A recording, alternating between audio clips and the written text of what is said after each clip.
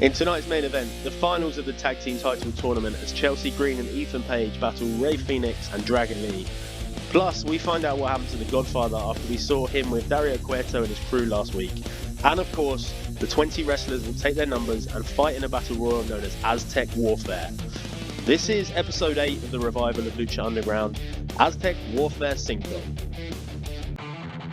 We open the show with brand new session band the Ring Rats, who brought a badass punk feel, complete with trumpets and violins, and the crowd absolutely loved it.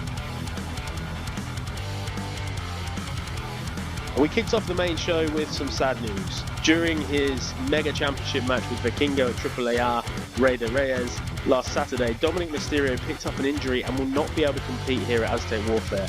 It is unclear when he will return to the temple.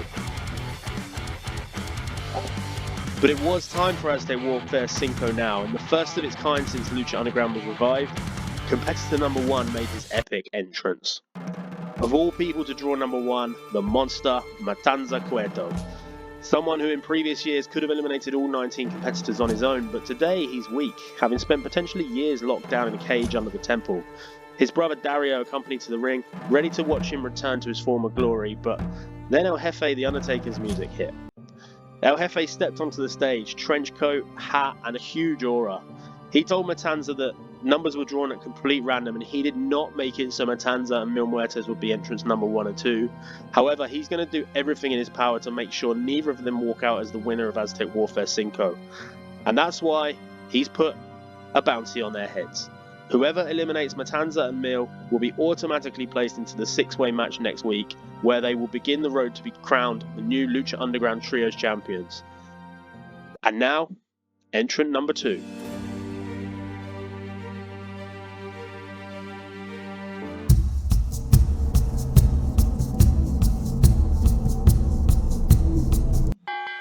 Aztec Warfare is a special match. Eliminations occur by pinfall or submission. And in the opening exchanges, Matanza and Dragunov both had chances to make the first elimination. But then came entrant number 3.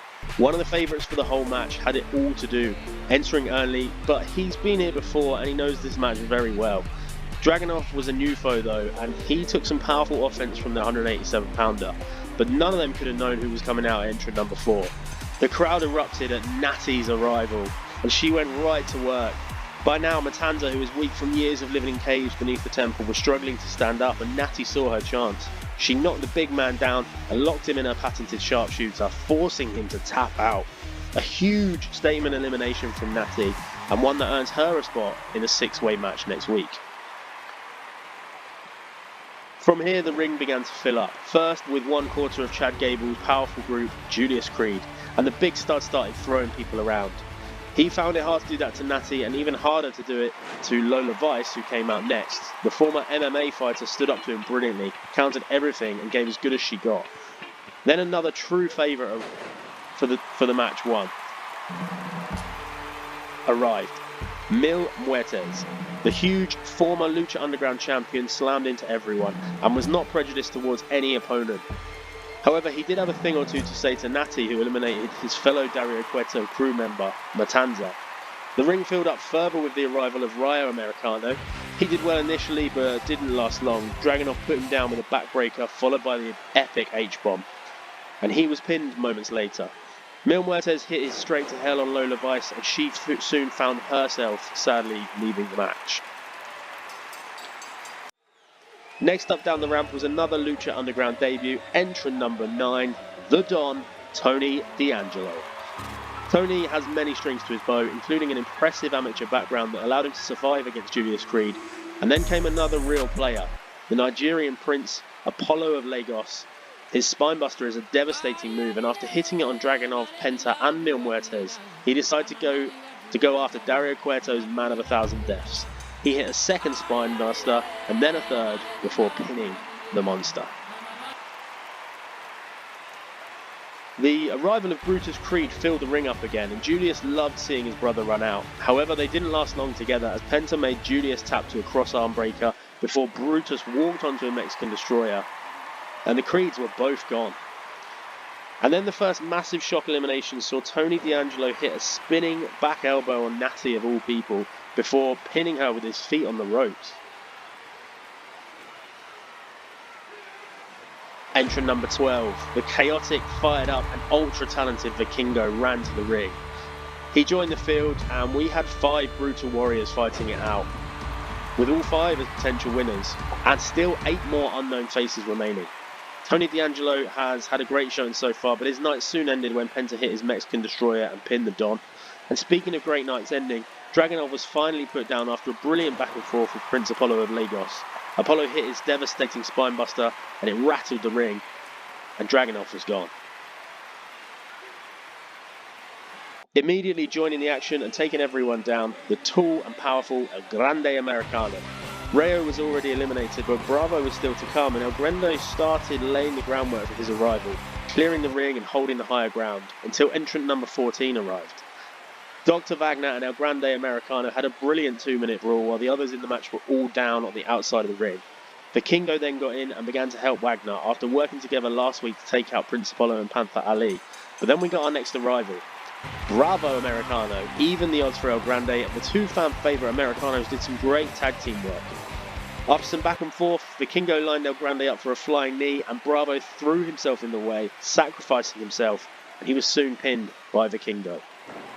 El Grande followed the sacrifice up by making Vikingo tap out with an ankle lock, and just when we thought the eliminations were over, Dr. Wagner walked onto a spinebuster from Prince Apollo and he too was pinned. Penta and Apollo were starting to tire, so the last thing they wanted to see now was Rey Mysterio.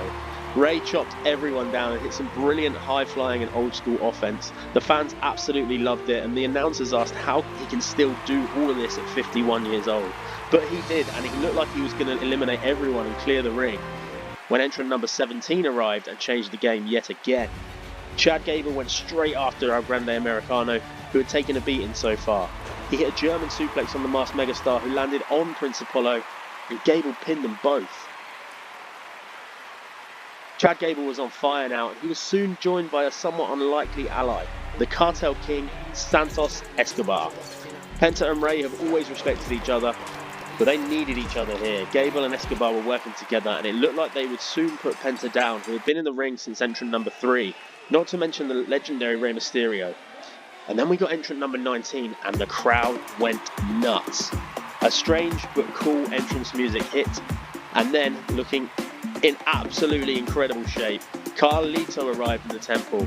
Lucha Underground has begun.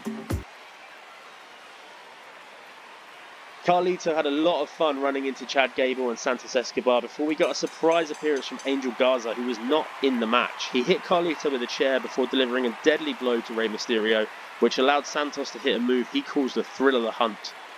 And Rey's night was over. And for our final entrant, a man who has been pulling up trees so far in Lucha Underground, Panther Ali.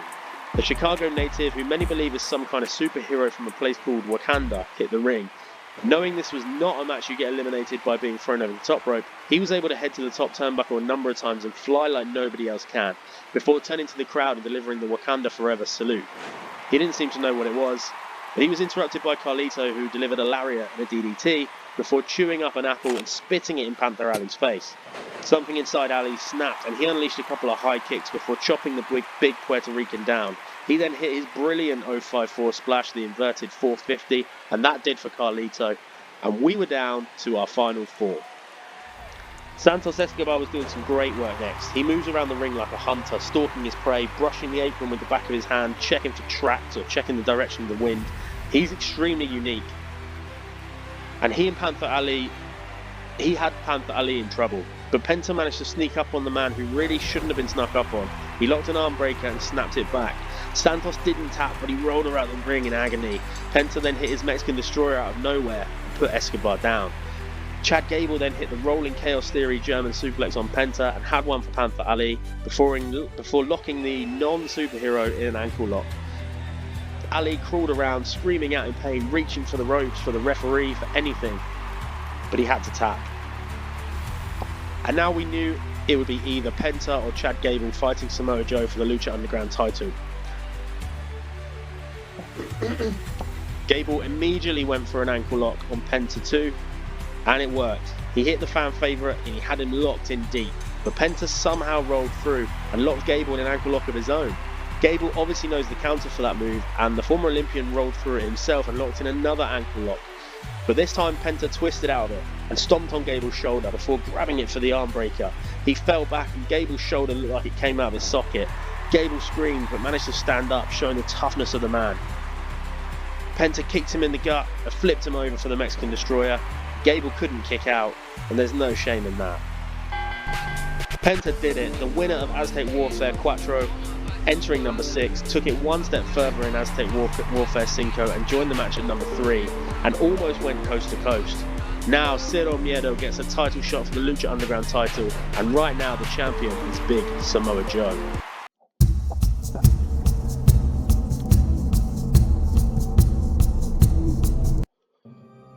We cut to El Jefe, the Undertaker, sat in his office and once again looking at the note and charred, burnt mask of skull of his brother Kane.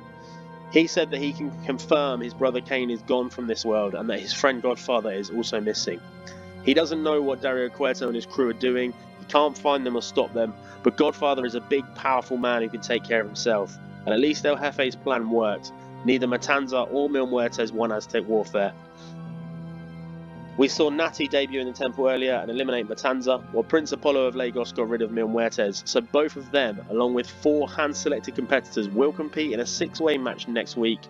The winner can choose 2 other competitors in the match to be their partners the following week for the Trios match for the Lucha Underground Trios Championship. After weeks of build and tournament matches, it was time to crown the first ever Lucha Underground Tag Team Champions. In the finals of that tournament, Ethan Page and Chelsea Green have been brilliant, if a bit lucky, since forming their unit, while Dragon Lee and Rey Fenix have put themselves on the map as a formidable team.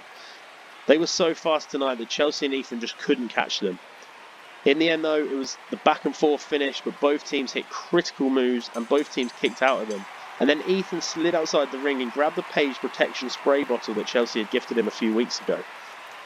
Apparently, as he stood and read the instructions, it was anti-spirit, anti-gross and anti-bad energy, and he seemed to decide that that wouldn't work on Dragon Lee and Rey Fenix, so he was putting the spray bottle back.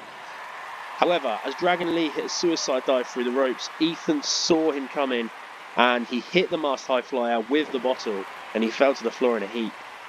Phoenix saw it go down and delivered a punt kick on the apron to Ethan's smile, and then Chelsea grabbed Phoenix and hit the Unpretty Her, before landing on him in a quick pin with both legs hooked. Nobody could quite believe it. The most exciting duo of the tournament had lost, but the team who have had the biggest positive crowd reactions won. And despite Ethan using a foreign object in this one, the fans still absolutely loved it.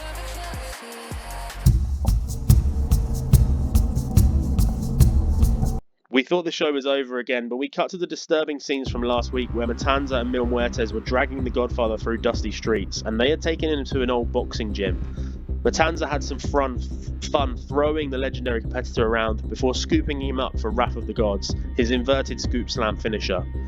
Dario Cueto then explained that this was a sacrifice to the gods. Before turning to Mil Muertes, Dario said that with every sacrifice Matanza grows stronger. Mil nodded along, but Dario had some big news for the man of 1,000 deaths. He said it would be time to bring her back soon, and the her he was referring to was Katrina. So let me know in the comments, is Dario Cueto's group done with Kane and the Godfather, or do they need to go after more of Undertaker's friends? And join me next time for episode 9, where we're going to see the fallout from Aztec Warfare Cinco. Thanks for watching, make sure to like, comment, and subscribe for free so you don't miss an episode. It would be great to hear from you.